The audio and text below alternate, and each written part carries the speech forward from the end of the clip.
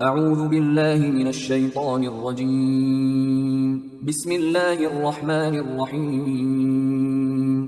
سورہ رحمان آیات نمبر 1 تا 30 میں آسمانوں اور زمین میں ہر طرف پھیلی ہوئی اللہ کی قدرت کی نشانیوں کے حوالے سے انسانوں اور جنات کو بار بار یاد دہانی کرائی گئی ہے کہ اس کائنات کو تخلیق کرنے والا اور اس کا انتظام و انصرام کرنے والا صرف اللہ ہی ہے، کوئی دوسرا اس کا شریک نہیں ہے۔ بسم اللہ الرحمن الرحیم۔ الرحمن علم القرآن۔ وہ رحمان ہی ہے جس نے قرآن سکھایا۔ خلق الانسان علمہ البیان۔ اسی نے انسان کو پیدا کیا اور پھر اسے قوت گویائی عطا کی۔ الشمس والقمر بحسبان۔ سورج اور چاند اسی کے مقرر کردہ حساب کے تحت گردش کر رہے ہیں۔ والنجم والشجر يسجدان۔ تمام ستارے اور درخت بھی اسی کو سجدہ کرتے ہیں۔ آسمان کے ستارے اور زمین کے درخت اسی کے بنائے ہوئے نظام کے پابند ہیں۔ ان کے سجدہ کرنے کی حقیقت کو اللہ ہی جانتا ہے۔ والسماء رفعها ووضع الميزان ألا تطغوا في الميزان۔ اسی نے آسمان کو بلند کیا اور میزان عدل قائم کر دی تاکہ تم بھی میزان میں تجاوز نہ کرو۔ وَأَقِيمُوا الْوَزْنَ بِالْقِسْطِ وَلَا تُخْسِرُوا الْمِيزَانَ۔ اور انصاف کے ساتھ ٹھیک ٹھیک تولو اور وزن میں کمی نہ کرو۔ وَالْأَرْضَ وَضَعَهَا لِلْأَنَامِ فِيهَا فَاكِهَةٌ وَالنَّخْلُ ذَاتُ الْأَكْمَامِ۔ اور اسی نے ساری مخلوق کے لیے زمین کو بنایا جس میں ہر طرح کے میوے اور کھجور کے درخت ہیں جن کے خوشوں پر غلاف ہوتے ہیں۔ والحب ذو العصف والریحان فبأي آلاء ربكما تكذبان۔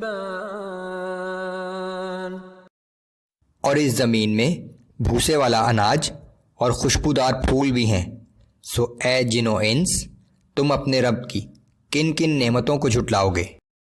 خلق الانسان من صلصال كالفخار وخلق الجان من مارج من نار فبأي آلاء ربكما تكذبان۔ اس نے انسان کو ٹھیکری کی طرح بجنے والی مٹی سے پیدا کیا اور جنات کو آگ کے شعلے سے پیدا کیا، سو تم اپنے رب کے کن کن عجائبات قدرت کو جھٹلاؤ گے۔ رب المشرقین ورب المغربین فبأي آلاء ربكما تكذبان۔